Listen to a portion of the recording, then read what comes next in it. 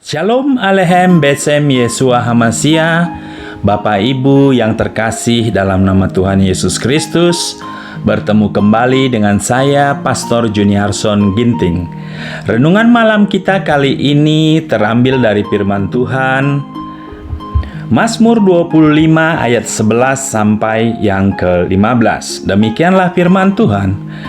Oleh karena nama-Mu ya Tuhan, ampunilah kesalahanku, sebab besar kesalahan itu. Siapakah orang yang takut akan Tuhan? Kepadanya Tuhan menunjukkan jalan yang harus dipilihnya. Orang itu sendiri akan menetap dalam kebahagiaan, dan anak cucunya akan mewarisi bumi.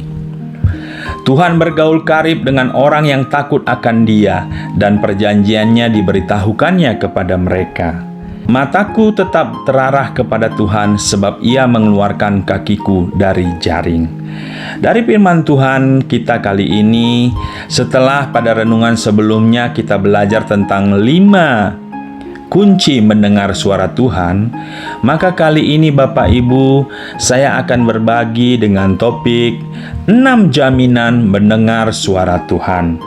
Bahwa setelah kita bisa mendengar suara Tuhan, Tuhan berjanji bahwa mendengar suara Tuhan itu ada jaminan. Ada jaminan kita bisa mendengar suara Tuhan.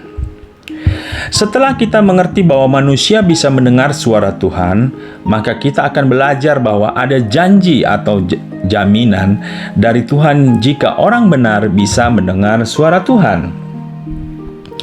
Ada 6 jaminan mendengar suara Tuhan. Yang pertama, Dia adalah Tuhan yang berfirman. Dalam Kejadian 1 ayat 1 dan 3, pada mulanya Allah menciptakan langit dan bumi. Berfirmanlah Allah, jadilah terang, lalu terang itu jadi.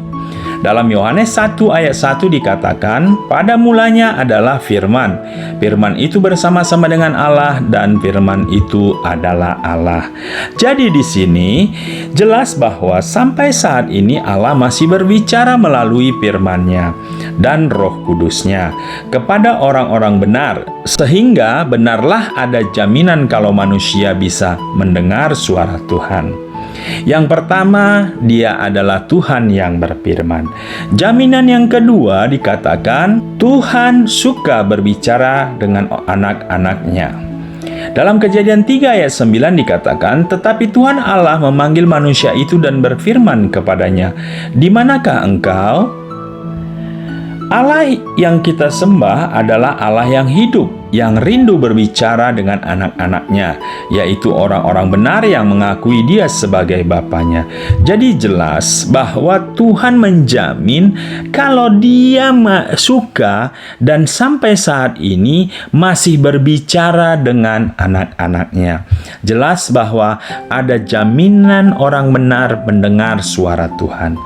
Yang ketiga dikatakan, domba-domba mendengar suara gembalanya. Yohanes 10 ayat 3-5, untuk Dia penjaga membuka pintu dan domba-domba mendengarkan suaranya, dan Ia memanggil domba-dombanya masing-masing menurut nama dan menuntunnya keluar. Jika semua dombanya setelah dibawanya keluar, Ia berjalan di depan mereka, dan domba-domba itu mengikuti Dia. Karena mereka mengenal suaranya, tetapi seorang asing pasti tidak mereka ikuti, malah mereka lari daripadanya, karena suara orang-orang asing tidak mereka kenal. Tuhan berbicara kepada orang-orang yang percaya kepada Dia, dan orang percaya mendengar suara Tuhan, karena mereka mengerti siapa Tuhan yang mereka sembah, dan mereka mengenal suara Tuhan tersebut. Jadi jelas, jika kita adalah kawanan domba Allah, dan Yesus adalah gembala kita, pasti kita tahu mendengar suara gembala kita. Kita tahu mendengar suara Tuhan kita. Dan Tuhan kita pasti memperdengarkan suaranya kepada kita. Ini jaminan yang ketiga. Yang keempat dikatakan, Kristus diam di dalam diri orang percaya. Dalam Efesus 3 ayat 17, sehingga oleh iman Kristus diam di dalam hatimu, dan kamu berakar serta berdasar dalam kasih. Tuhan Yesus adalah Immanuel, di mana Dia berdiam di dalam diri kita. melalui Roh Kudus-Nya, sehingga kita bisa mendengar suaranya. Jadi jelas, jika Allah ada di dalam diri kita, masakah Tuhan tidak berbicara? Jadi Tuhan pasti berbicara, dan jaminannya apa? Karena Dia sendiri ada di dalam diri kita melalui Roh Kudus-Nya. Roh Kudus kita terima ketika kita lahir baru pertama sekali menerima Yesus sebagai Tuhan dan Juru Selamat hidup kita, maka pada saat itu Dia ada di dalam diri kita dan kita ada di dalam Yesus. Itulah Immanuel.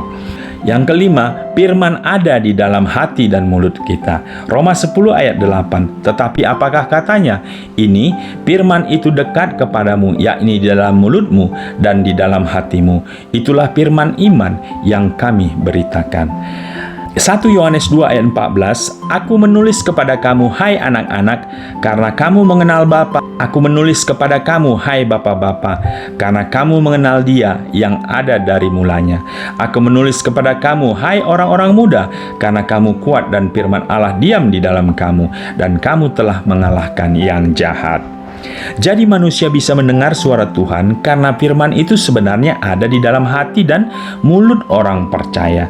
Jadi jelas firman itu ada di dalam hati dan mulut orang percaya. Jadi ada jaminan kita bisa mendengar suara Tuhan. Dan yang terakhir dikatakan memberitahukan perjanjiannya kepada orang yang takut akan Dia. Dalam Mazmur 25 ayat 4 dan 14, Beritahukanlah jalan-jalanmu kepadaku, ya Tuhan, tunjukkanlah itu kepadaku. Tuhan bergaul karib dengan orang yang takut akan Dia, dan perjanjiannya diberitahukannya kepada mereka. Tuhan berjanji kepada orang yang mencari dan mendengar suaranya, maka Dia akan memberitahukan apa rencana dan janji-janjinya kepada mereka. Jadi jelas, orang yang mencari dan mendengar suaranya, maka Tuhan akan memperdengarkan suaranya. Bahkan Tuhan memberitahukan rencana dan janji-janji Tuhan kepada anak-anaknya yang rindu akan mendengar kebenaran firman-Nya. Luar biasa Bapak Ibu, hari ini kita belajar lagi ada 6 jaminan bahwa orang benar bisa mendengar suara Tuhan, yaitu pertama, Dia adalah Tuhan yang berfirman. Kedua, Tuhan suka berbicara kepada anak-anaknya. 3, domba-dombanya mendengar suara gembalanya. 4, Kristus diam di dalam diri orang percaya atau Immanuel. 5, firman ada di dalam hati dan mulut kita. Dan terakhir, memberitahukan perjanjiannya kepada orang yang takut akan Dia. Luar biasa kebenaran firman Tuhan kali ini Bapak Ibu. Jangan lupa like dan subscribe Juginsu Broadcast Channel. Bagikan dan share kepada orang lain Bapak Ibu, saudara-saudara Bapak Ibu, teman-teman Bapak Ibu. Karena saya percaya melalui share Bapak Ibu juga turut serta menginjil, dan upahmu besar di surga. Terima kasih Bapak Ibu. Tuhan Yesus memberkati.